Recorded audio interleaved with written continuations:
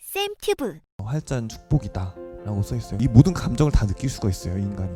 여기서 이 활자의 위대함과 활자의 아름다움이 시작한 것 같아요. 그 다음에 스마트폰은 그냥 말하자면 인스턴트한 텍스트들이잖아요. 책의 문장이 무조건 좋아요. 글로 전해진 감정보다 아름다운 게 없어요.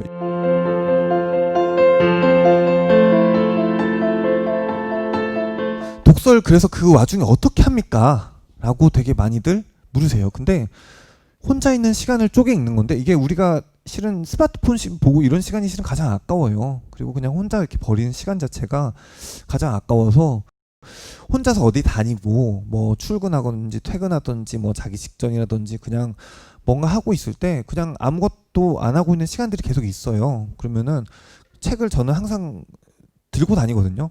그래서 이런 식으로 계속 이렇게 들고 읽을 수가 있어요. 친구랑 약속이 있어도 친구랑 이렇게 만나잖아요. 그러면 친구 그 말이 들리기 전까지 읽다가 친구 딱 만난 다음에 책을 딱 덮어요. 근데 저는 진짜 그냥 그 시간까지 책을 읽어야지 하고 가는 건데, 친구가 뭐 하는 거야? 막 저 작가 되기 전까지는 진짜 타박을 많이 받았어요. 근데 요새는 제가 그렇게 해도 뭐라고 안 하더라고요. 그래도 직업이니까. 근데 제가 옛날부터 그랬으니까 얼마나 타박을 많이 받았겠어요. 그리고 근데 또 약간 이게 없지 않아요. 돋보이고 싶다면 읽어라가. 이게 책을 보고 있으면은 스마트폰 보는 사람보다 훨씬 스마트해 보여요. 확실히 있어요.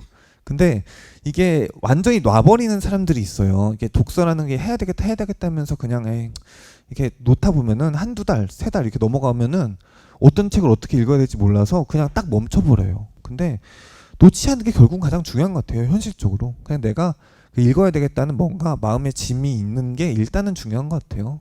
스마트폰으로 볼 수 있는 문장보다 책의 문장이 무조건 좋아요. 실은 뭐 안 좋을 리가 없죠. 이게 다 탈고해서 다 해서 다 논점 해가지고 다 끝난 내용이고, 책은 한 그 흐름으로. 그다음에 스마트폰은 그냥 말하자면 인스턴트한 텍스트들이잖아요. 그래서 이게 뭐 설명할 필요가 없죠. 정말 그야말로 책의 문장이 좋다는 거를. 그리고 이게 독서가 그냥 나는 쉬운 책만 읽히고 어려운 책이 잘 안 읽혀요 라고 하는 분들이 있어요. 근데 이런 분들은 실은 어쩔 수가 없어요. 이게 우리가 보면은, 친구들도 보면은 영화, 예술 영화만 본 친구들이 있어요. 그리고 음악도 되게 특이한 것만 듣는 애들이 있어요. 난 이게 좋은데 이러면서. 근데 약간 취향 이해할 수가 없는 그런 친구들이 있는데, 이게 그 취향을 갖기까지 일정 노력이 들어요. 내가 좀 괴로운 거라도 참는다든지 그런 정도의 투자가 필요해요.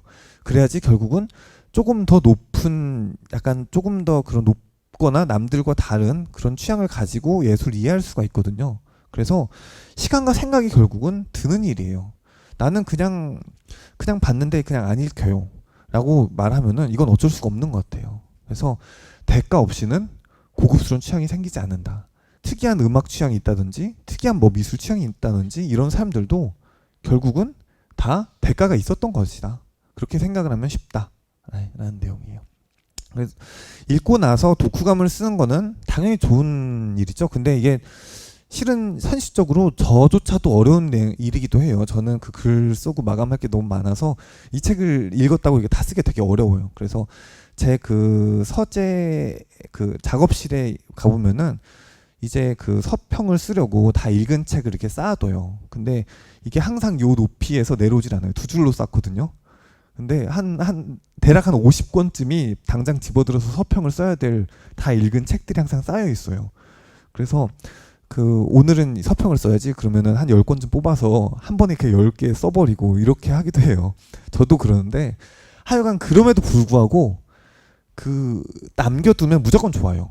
기록이란 게 데이터베이스로 해놓으면은 나쁜 점이 하나도 없어요. 하지만 어려워요. 어려움에도 불구하고 무슨 말이라도 써놓으면 그건 결국 남거든요. 그래서 나중에 가서 보면은 아, 내가 이런 생각을 했구나. 내가 이런 식으로 이런 문장을 좋다고 생각을 했구나. 뭐 이런 것들을 좀 찾아보게 해요.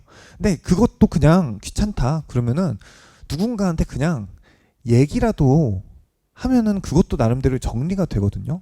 친구 만났을 때 나 어제 책 읽었는데 그 작가가 뭐 하던 사람인데 야 뭐라 그러더라, 뭐 재밌더라. 이게 얘기를 하면서 그 책 내용이 뭔가 좀 정리가 돼요. 결국은 그 다른 사람한테 얘기할 때 내가 가장 재밌었던 내용이나 즐거웠던, 보면서 재밌었던 내용을 얘기하기 마련이거든요.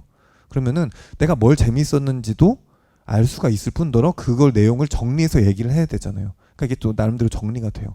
그게 화제라도 삼는 게 결국은 이게 정리가 되는 거더라고요. 그것도 그래서 나쁜 습관이 아니에요. 책 얘기를 계속 주변에 하는 것도. 그래서 저는 뭐 국내 작가 중에 좋아하는 작가들은 이 정도 돼요. 이게 근데 다들 유명한 작가고 좋아하는 작가죠. 그래서 이게 실은 그 출판계에 그래서 이런 말이 있어요. 좋은 책을 내고 좋은 작가가 좋은 책을 내면은 독자들이 실은 먼저 알아본다. 이런 내용이 있어요. 그래서 이런 그 작가들이 실제로 글을 잘 쓰고 문장도 좋고 그다음에 같은 내용을 써도 훨씬 더 잘 쓰는 작가들이거든요. 근데 판매 순위로도 높은 작가들이기도 해요. 그러니까 독자들이 실은 알아보는 거죠. 그래서 저는 여기 언급된 작가들 책은 거의 다 읽었어요.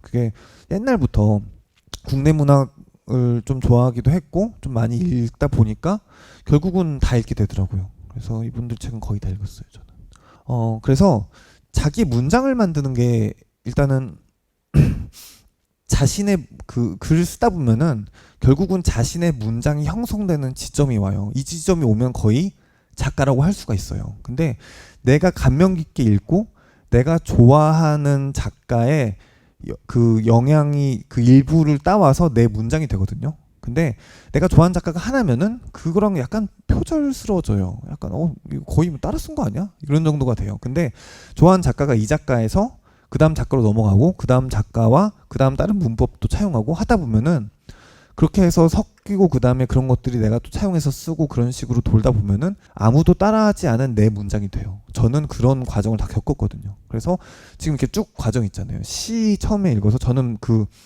거의 약간 표절시를 주로 썼어요. 그 문단 따오고 그 어구 따오고 이런 식으로 표절시 쓰다가 내 시 같은 거 쓰다가 시를 차용한 산문을 쓰다가 산문 작가들 거 이렇게 하나씩 보다 보니까 제 문장이 되더라고요. 그래서 그럼에도 불구하고 옛날에 제가 습관적으로 썼던 단어나 문장 구조 이런 것들이 지금도 그냥 습관적으로 계속 나와요. 이 습관들이 많이 돌면 돌수록 단어 사용이나 문장 사용 폭이 넓어져요. 그래서 이 작가가 어휘를 되게 다양하게 많이 쓴다라고 판단할 때 그 어휘들이 결국은 써봐야 쓰거든요.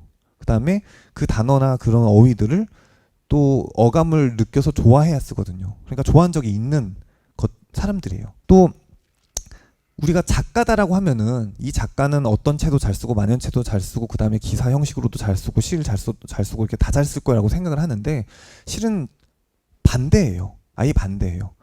작가라고 하면은 다양한 문체가 아니라 고유한 문체를 지닌 사람을 오히려 작가라고 해요. 그냥 다양한 그냥 글 쓰면 그냥 글쟁이인 건데 고유한 문체를 써서 이 한 문단만 읽어도 이 작가가 썼구나 이렇게 느낄 수 있으면 그걸 우리가 작가라고 해요. 이게 고유한 그 사람만이 쓸 수 있는 문장을 그 사람은 쓰고 있는 거잖아요. 그 고유한 흐름으로. 그래서 이 문체 하나만 있으면은 모든 사람이 다 작가가 될 수 있어요. 그냥 고유한 그걸로 자기 이야기를 푸는 사람이니까요.